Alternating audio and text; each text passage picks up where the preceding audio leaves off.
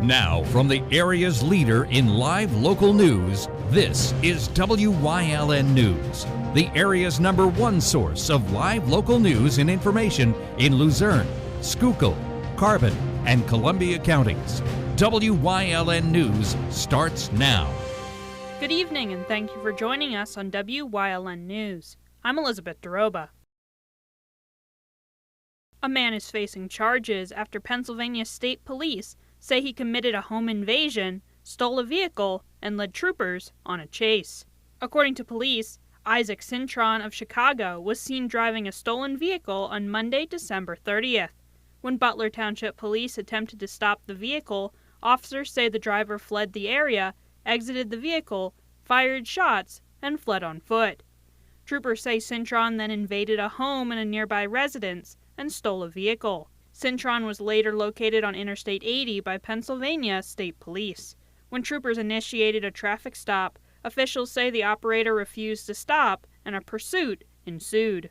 The pursuit continued into Schuylkill County, where Cintron ultimately crashed after traveling over spike strips. Cintron has been taken into custody and charged with multiple charges, including attempted criminal homicide, aggravated assault, theft by unlawful taking, burglary, and evading arrest. Cintron is currently behind bars at the Luzerne County Correctional Facility with denied bail. Berwick police have released photos of the suspect in an armed robbery on Sunday. According to police, the armed robbery took place at the Berwick Sunoco, located at 1908 West Front Street, around 10 o'clock a.m.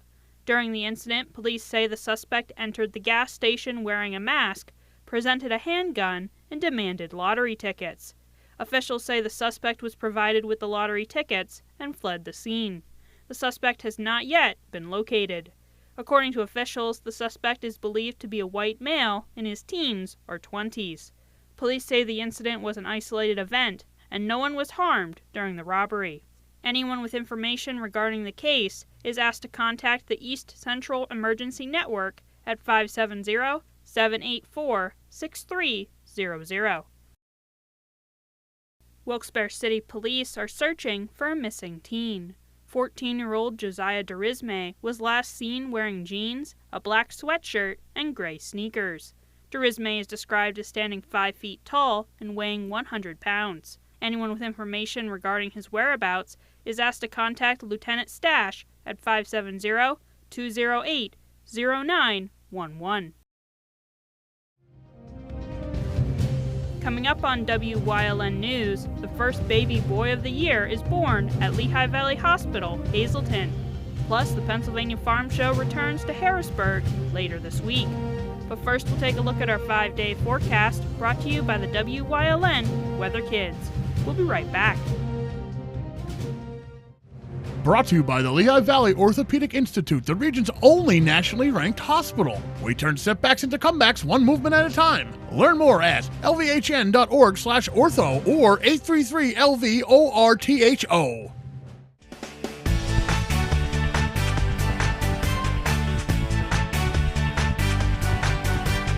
My name is Addie, and my work will be cloudy.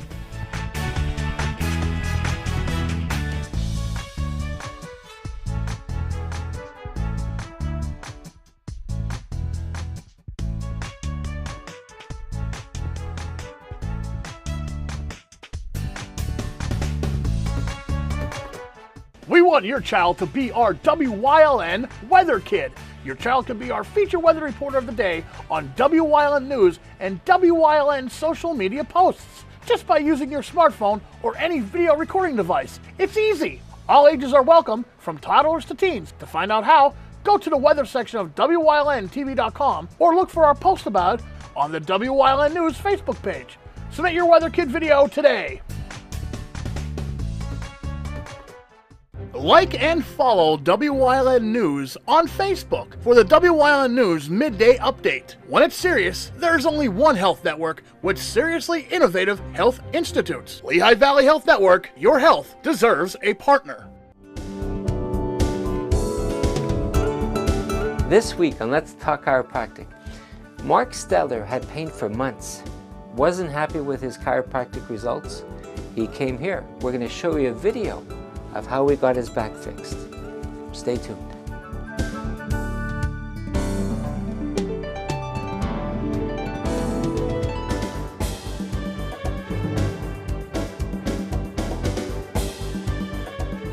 Come shoot at Whitetail Preserve, 118 Boulevard Road in Bloomsburg. Their skeet, trap, and sporting clay fields are professionally designed, and all stations are handicap accessible. Whitetail Preserve has resident shooting instructors certified by the NRA in shotgun, rifle, pistol, home safety, and personal protection in the home. Whitetail can also cater any size event, whether it be a private party, corporate event, or wedding. Call 570-384-2314 or 570-790-8969.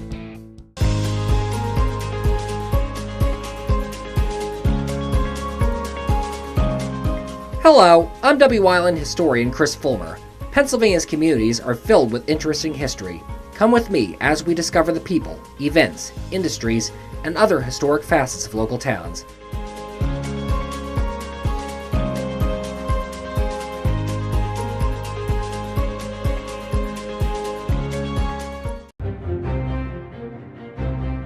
Like and follow Wyln News on Facebook for the Wyln News Midday Update, posted daily between noon and 2 p.m., powered by Lehigh Valley Health Network.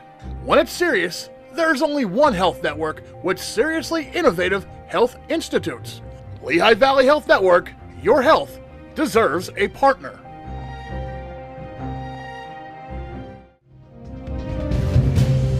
Welcome back to Wyln News. A man is wanted by the Carbon County Sheriff's Office. Carl Hagen is wanted on simple assault charges. He is known to have ties to the Whitehaven area. Anyone with information regarding his whereabouts is asked to contact the Carbon County Sheriff's Office at 570-325-2821.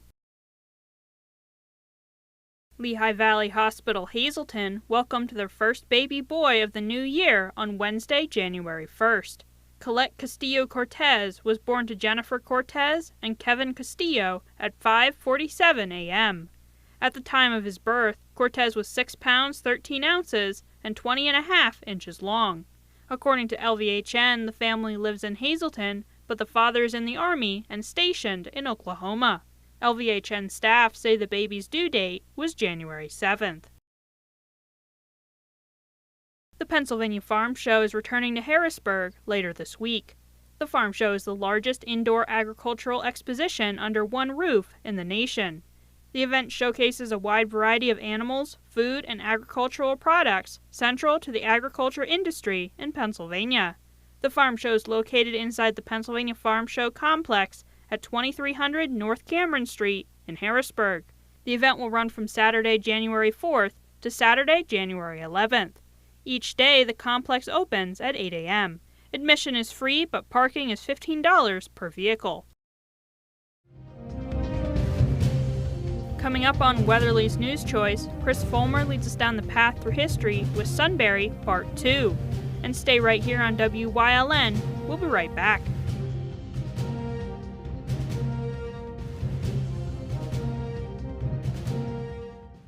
You will love the feel-good feeling you get when you shop at Grand Central in Nescopeck and Hazleton. You will enjoy a no-pressure professional sales staff, experienced delivery crew, service after the sale, and don't forget, everyday low prices. No matter what you're shopping for in your home, we have you covered with top brand names like Flex Steel, Lazy Boy, England, and Dillon Custom Rugs. With our enormous selection and the flexibility to finance interest-free for up to 60 months, Grand Central makes it easy to make your house a home. PPW Nation, get ready for the best of PPW Season 2. Join Paul Bowe, E. Julius Kuiper, Alexander Bravado, Tom Mitchell, and Alex Watt as we take you down memory lane and relive some of the best PPW matches of all time. Saturdays at 5 p.m., Sundays at 10 p.m., only on WYLN.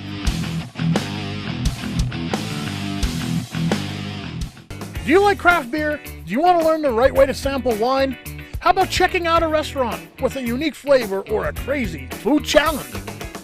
These are just some of the things we are featuring on Wine, Hops, and Road Stops. So, spend some time learning about great wine, great beer, and great food on WYLN TV 35.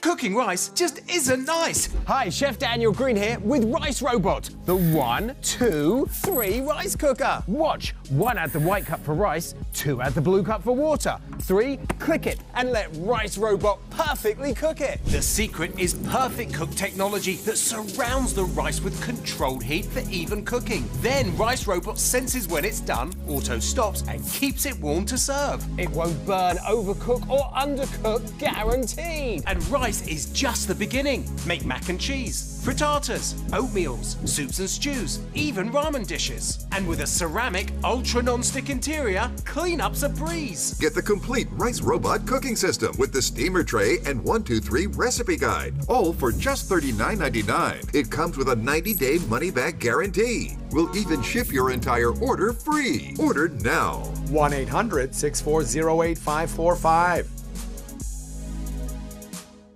WYLN programming is online all the time. Visit our website at WYLNTV.com to check out archive shows and a live stream of our broadcasts. And don't forget to visit all of our social media pages for breaking news, weather, and sports. You can also head directly to our YouTube page for all our programming at youtube.com/WYLNTV35. Subscribe and ring that bell so you get notified every time there's a new show available online.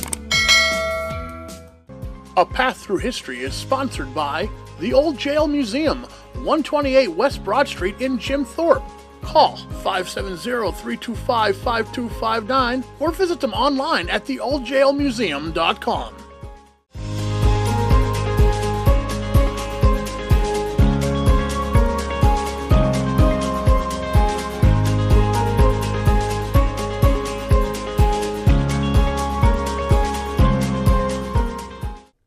With the railroad success, they would trigger the rise of other businesses in Sunbury as well. Brickmaking was an early industry in town. Foundries and leather-making facilities also took root, as did liquor industries. One notable brewery in Sunbury was the Cold Spring Brewery, opened by Joseph Boucher in 1865 at the corner of Packer and North 7th Streets. It survived Prohibition by selling near beer of 2% alcohol, although it reportedly still sold regular beer under the table during this time. The brewery closed in 1935, shortly after Prohibition ended. On the outbreak of the Civil War, Sunbury sons joined the war effort for the Union. Among those who answered the call was John Peter Schindel Gobin, who had practiced law before the conflict. Assigned to first the 11th and then the 47th Pennsylvania Infantry, he would serve in campaigns throughout the South during the war, eventually becoming the regiment's commander.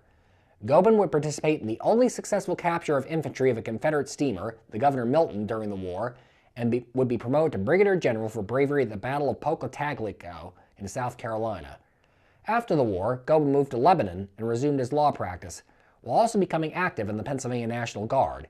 He was elected to the state senate in 1884 and served through 1899, including a term as the vice president pro tempore from 1891 to 1893. In 1898, Gobin was elected Pennsylvania's lieutenant governor and served 4 years in the position under Governor William Stone. He would afterwards be overall commander of the Pennsylvania National Guard from 1906 to 1907. John Pierre Schindel Gobin died in 1910 and today rests in Lebanon's Mount Lebanon Cemetery. History would be made in Sunbury in 1883 with the arrival of Thomas Edison in town. After having invented the first practical incandescent light bulb in 1879, Edison had been searching for a place to put a central power generator. Although he had successfully done so in Manhattan, lighting up 800 lights with a station on Pearl Street, Edison dreamed bigger and wanted to light up an entire town with his bulbs. One of his business associates, who was originally from Williamsport, recommended Sunbury to him, pointing out that its location close to coalfields gave it a ready source of power for the proposed plant. And so, in the spring of 1883, Edison arrived in the city, where he and his company built a coal-fired power plant at the corner of Vine and 4th Streets. They ran wires from it on overhead lines to adjoining houses and businesses, connecting them to the plant. An initial test on the night of July 3rd failed due to improperly lubricated dynamo bearings of the plant, but repairs were quickly made. And so, on the following evening, the 4th of July, 1883, Edison flipped the switch that turned on a 100-foot candle light over the entrance of the City Hotel, which had been the company's headquarters during installation. The hotel thus became the first building in the world to be lit by 3-wire incandescent light. In honor of this historic moment, the City Hotel will be eventually renamed the Hotel Edison, and it has become custom for Sunbury to raise a light bulb on New Year's Eve to ring in the new year. Central Pennsylvania may not be the first location that comes to mind when one thinks of silver or lead mining, but Sunbury was where the Susquehanna Mining and Smelting Company thought they could make a fortune with the minerals. Chartered in November 1882, the company started mining for silver and lead the same month, and soon afterwards built their smelting facility between the tracks of the Sunbury, Shamokin, and Lewisburg and the Northern Central Railways. Chutes carried the iron ore down from the mines in Silver Hill to the railroad cars for quick and easy transport. On July 19, 1883, the company was the very first to smelt Pennsylvania ore into lead.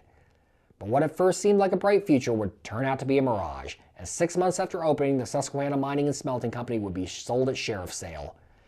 Initial hopes that another smelting company would continue operations, albeit using ore from western states, proved to be wishful thinking, and the mine company's land would be sold off in the following years. At the turn of the century neared, there was much to see and do in Sunbury. Keithan's Bakery was opened by John August Keithan in 1881 on Market Street. In addition to baked goods, the business was also a confectionery and ice cream shop. It was one of the first businesses in Sunbury to switch to electric lighting after Edison's successful experiment in town. Indeed, the bakery had the honor of being the 6th business in the entire world to be illuminated by electricity. John Keithan's children continued running the bakery for many decades. When it closed in 1976, the bakery was the oldest operating small business in Sunbury. In the meantime, the town had the honor of having the Liberty Bell pass through in 1893 on its way to the Royal Columbian Exposition in Chicago. In Sunbury itself, the Susquehanna Silk Mill opened in 1896 and became a major employer. It would operate through 1952, reopen in 1954 as the Sunbury Textile Mills, and run for another 68 years. Mary M. Packer Hospital, the first notable hospital in the lower Susquehanna Valley, opened in a former mansion on Purdy Street in 1895. Later known as Sunbury Community Hospital, and eventually part of the UPMC chain, it operated through 2020. Residents could also shop downtown at Rice's Department Store, which opened in 1900. Throughout the 19th and early 20th centuries, covered bridges sprang up all over the Susquehanna Valley, with countless spans crossing the area's waterways, including the Susquehanna River itself. 4 covered bridges still stand in Northumberland County today, and one of these stands in the Sunbury area. The Kiefer Station covered bridge was built in 1888 for $882 and named for its builder, George Kiefer. Built with a burr truss design, it stresses 109 feet over Shamokin Creek on Mill Road. The Kiefer Station covered bridge was added to the National Register of Historic Places in 1979. It was rebuilt in 1986 and continues to carry vehicular traffic today. Underneath even the most happiest seeming town, darkness can occasionally lurk. On October 10, 1898, darkness would strike the family of local farmer Henry Smith. On the morning of that day, he sent his daughter Daisy, age 16, to collect ferns to help cure a sick horse on the farm. When Daisy did not return by lunchtime, Henry went looking for her. What he would find was every parent's worst nightmare. Daisy lay dead in a rye field, shot with her throat slashed. Suspicion quickly fell on her neighbor, 18-year-old Edward Cressinger, who had a history of assaulting young women in the area, and whose unwelcome advances Daisy had spurned shortly before her death. Cressinger was arrested for the crime and confessed to shooting, although not slashing Daisy, but still pled not guilty at his trial, for which his team used a defense of insanity. It did not work, and Cressinger was convicted of first-degree murder. On January 4, 1900, the now 20-year-old Cressinger was hanged at the Sunbury jail, the youngest person to be executed in Pennsylvania up till that time. Daisy Smith rests today in Mountain Presbyterian Cemetery, her justice having been done. More tragedy would strike the Sunbury area on July 13, 1901. With the canals closing at the turn of the 20th century, locals were looking for ways to repurpose the canal boats. The boat Montour, which had sailed between Sunbury and Danville, was selected to be used as a public charter boat, and early tests of the vessel in this capacity seemed to show it in fine order for the job. On the day in question, the Montour was docked at Sunbury, awaiting passengers to take on a fishing trip. As the local trains were running late, the crew was waiting for their guests to arrive. Suddenly, without warning, the Montour exploded, sending debris in every direction. Tragically, several young boys who had been fishing off a flatboat moored next to the former canal boat were killed, among them Alan Fetzer and Charles Keller. The Montour's captain, George Freimeyer, was also among the dead, having been blown clean out into the middle of the river by the explosion. It would take 2 days for searchers to find his body. The cause of the explosion was never conclusively ascertained.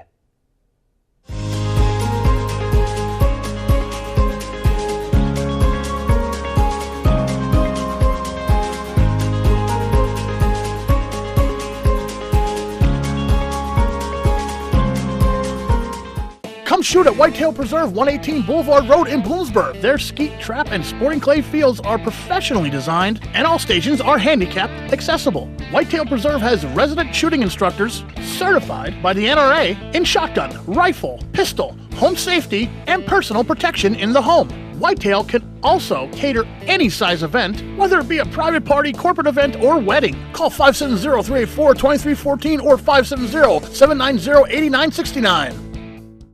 Hey, did you know WYLN posts news stories and other bonus content on social media all week long? The Weather Kids, Fresh from the Farm, Everyday Heroes, Let's Talk Sports, Feel Good Friday, daily news stories, and more. Visit WYLNTV.com, Facebook, and YouTube to check it out. WYLN, the local leader on social media. We're your local network. Attention, WYLN viewers. WYLN TV can now be seen on the Hazleton Service Electric Cablevision HD tier, channel 507, and over the air at 35.1. WYLN, we're your local network. WYLN CA35's children's programming is designed with the specific purpose of serving the educational and informational needs of children. In compliance with FCC guidelines, a copy of the children's programming report is on file for public inspection at 647 State Route 93, Sugarloaf, Pennsylvania 18249 during regular business hours. To view the report online, visit fcc.org. Like and follow WYLN News on Facebook for the WYLN News Midday Update, posted daily between noon and 2 p.m., powered by Lehigh Valley Health Network. When it's serious, there's only one health network with seriously innovative health institutes. Lehigh Valley Health Network, your health deserves a partner. When you see news happening in your neighborhood, call WYLN News at 570-459-1869 or email us at news@WYLNTV.com or send us a message on social media through Facebook. WYLN, we're your local network.